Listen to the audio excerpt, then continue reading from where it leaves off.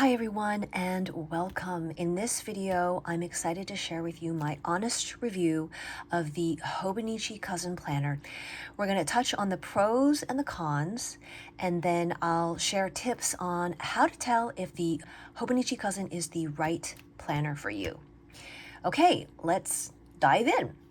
The first pro of the Hobonichi Cousin is the quality of the construction. The binding and the cover are really strong and well made. You can stuff these planners full of ephemera, stickers, washi, etc. And the binding will hold it all together, I'd say, to a ridiculous degree. This is an example of my Hobonichi A6 Techo, and this is only, I'd say, 2/3 filled, and it's going strong. You can search the Hobonichi subreddit for planner chunk for more examples. The paper quality is also one of Hobonichi's well-known features. You can use so many mediums on the 47 GSM Tomoe River paper, like fountain pens, highlighters, even watercolor paints, without bleeding through to the other side, even though the paper is super thin. Though the 2025 planners, I will mention, did have some issues with inconsistent paper. Thankfully, it looks like the 2026 planners are back to normal. This is just something to keep in mind if you use fountain pens with wet inks, but fine gel pens and ballpoints, they always seem to work just fine. Okay, the next pro of the Hobonichi Cousin is that it's an all-in-one planner, meaning it has all the 3 main planning spreads, and they're all dated in one place. You get the monthly, let me just give you a little zoom in of that. You get the monthly, you get weekly, and you also get daily pages. All in one place, plus bonus spreads with a few pages of blank grid paper also included in the back. Most planners only have 2 of the main spreads, so that's what really sets the Cousin apart. And until recently, I'd say the Cousin was one of the only planners like this. You can plan and schedule, you can track all the things, and you can even journal, all in one A5 sized book, which leads to the third pro of the Cousin, its size.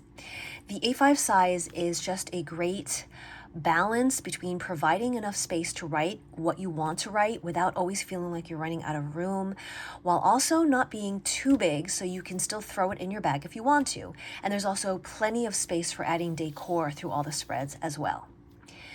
Okay, the fourth pro is the myriad of cover options. You can choose from the cream soft cover made of strong cardstock or a Han hardcover with multiple designs to choose from. And if you don't like those choices, you can also get one of the many colorful but very expensive Hobonichi covers to go along with your planner. Or you can do what I did and turn your soft cover Cousin into a DIY hardcover. Video on this is coming soon, so do subscribe if you'd like to see that. Okay, the fifth pro of the Hobonichi Cousin is how the main spreads are set up and structured in a very balanced and flexible way. What I mean is the spreads of the Cousin provide enough structure that you don't have to set up so much on your own, like bullet journaling, where you have to set everything up. But it's not too much structure that you don't feel boxed in. There's a lot of open space for you to adapt each page and each spread to however you want. The printing of the spreads is also really nice and aesthetic. The lines and the colors are printed dark enough for easy reading, but it's not too dark to interfere with your writing. Speaking of color, let's move on to the final pro of the Hobonichi Cousin, and that is the monthly color themes. In the daily pages section, the Cousin uses a different color theme for each month of the year, which is pretty unique for a planner. And if you're someone who just wants a plain black and white planner, this really wouldn't appeal to you, but I personally feel like it's a plus because it's aesthetic and it brings a colorful and artistic vibe to each day, and each month feels kind of new and a bit different. So those are some of the main positives of the Hobonichi Cousin, but there are also some notable cons that I'll quickly mention. First is that the weekly spreads only come in vertical format. So one column for each day of the week. If you're a vertical weekly planner, then that's great. But if not, it's hard to find a use for these vertical weeklies that feel natural. And let me give you an example of a horizontal weekly. This is an example of the horizontal, which is a horizontal row for each day of the week. This is the Sterling Ink Common Planner. If you're interested in this, I do have a video coming up soon. But if you haven't tried a vertical weekly before and you're not sure if it's for you, then keep on watching. I'll have a tip for how to test that out coming in a bit. Okay, con number 2 is related to one of the pros actually, and it's the size. A5 is a great size, but if you're used to using a pocket planner and you want something that's ultra portable, this is a little bit big for that. You'd have to adjust to the extra weight and size if you wanted to bring the cousin around with you. For something more portable, I'd suggest looking at the smaller A6 Techo or the Hobonichi Weeks, which is definitely a portable planner. Okay, con number 3, and this is a bit of a minor issue, but on the bottom of every daily page, you will find a quote. So you're not really getting the full height of the page to write. You're getting a quarter and an inch less. So about up to here, you're getting this much of the page. Let me show you the blank page so you can see that too. This is the full page, and this is where the quote starts and the grid ends. So about a quarter and an inch less than the full page. If you're someone who needs this extra space, this can end up being kind of annoying, to be honest. You'll see a lot of people covering up the quotes with washi tape. You can do that, which is great for adding decor, but I personally wish we had this space to keep writing or just do whatever we wanted. Okay, last con that has to be mentioned is the price. The Hobonichi is a premium planner, so it's not cheap. In the US, you'll find the newest release cousin starting at $62 before tax. One option is to find an older release at a discounted price, but you'd have to redate all of the spreads. I'll have links to those down below if you're interested in checking them out, but still at a discounted price. If you jump into the cousin before confirming it's the right planner for you, you may end up with a very expensive paperweight, or at best, a very expensive sort of notebook.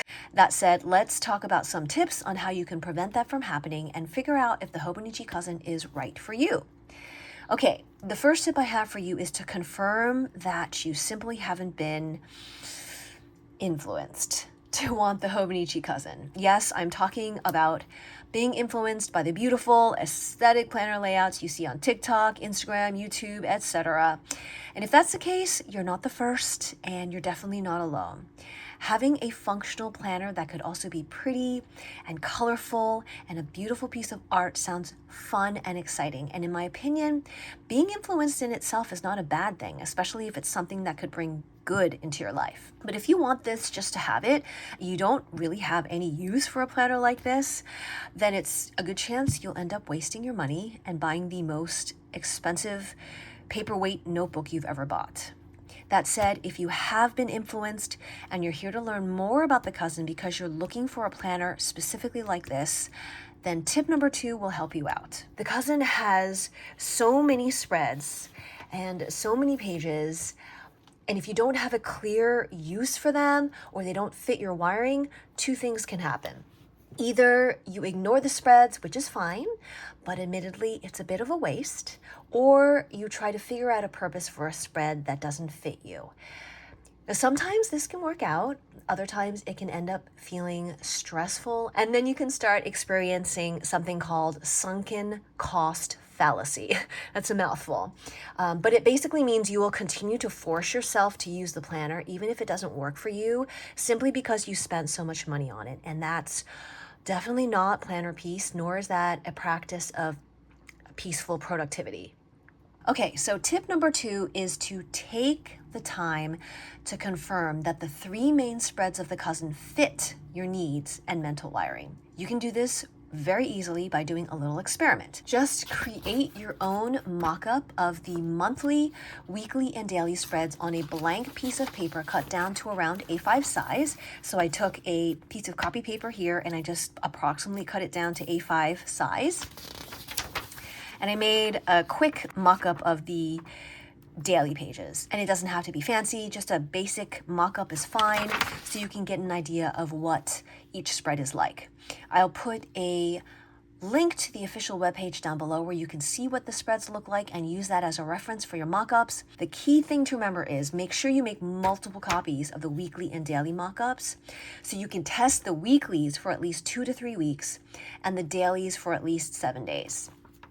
In my experience, a planner layout can work for a few days or a week, but it's on the second or third week that you see if it really fits. And keep in mind that the way you use a spread should feel natural and enjoyable. If it's taking you a lot of time or stressing you out to set it up or try to figure out how to work it, then it's not going to stick, because you can always force a purpose for a spread, but if it's something you have no real use for, even though you might enjoy it at first, for example, like you might not really have a use for the daily pages, you don't like daily journaling, or you want to keep that in a separate place, but you're like, okay, let's draw our meals here and let's journal about our meals. Or you could do time blocking in the weekly section and just like write down and record all your activities. But if you don't need to record this information, if it's not for a purpose, it'll start feeling like homework and end up being a waste of your valuable time. I learned this the hard way. It's just a sign that the planner isn't the right fit for you. And that's okay, because now you know better and can find the planner that is the right fit. Okay, last tip. Last tip is confirm you want an all-in-one planner. Maybe you want monthly and weekly spreads for planning and a daily page for journaling, but are you sure you want that all in one place? Or do you want to keep your journal in a separate book? If you're not sure what you prefer, you can test this out too by taping the mock-ups that you've made into a blank A5 journal. So I just have this A5 journal right here. You can tape your mock-ups into your A5 book or journal. You tape a monthly mock-up near the front, you can tape a weekly mock-up in the middle, and a daily mock-up in the end. And then you can use this as a sort of mock-up of the cousin itself to mimic the setup of the cousin. And use the mock-ups like this for a while, see how you feel about having everything in one place. It's a really subtle thing, but it's something that over time could end up bothering you. Is this going the extra mile? Yes. Is it possibly going to save you $70? Also, yes. Okay. I hope this was helpful in giving you a better understanding of whether the cousin could be the right planner for you. If so, please give the video a thumbs up. If this video confirms that it's the right fit because you already know what spreads work for you, you can check the links down below for the best deals. Feel free to also shop my desk for more productivity resources. And if something in this video really resonated with you, I'd love to hear what that was. Feel free to leave a comment, or if you have any questions, leave that down below as well. If you're interested in a review of the pocket size Hobonichi weeks, I will link to that next that you can check out. And if you'd like to see more planner and stationery content like this, please do subscribe. I truly do appreciate the support. Otherwise, thank you so much for hanging out, and until next time, peace be with you.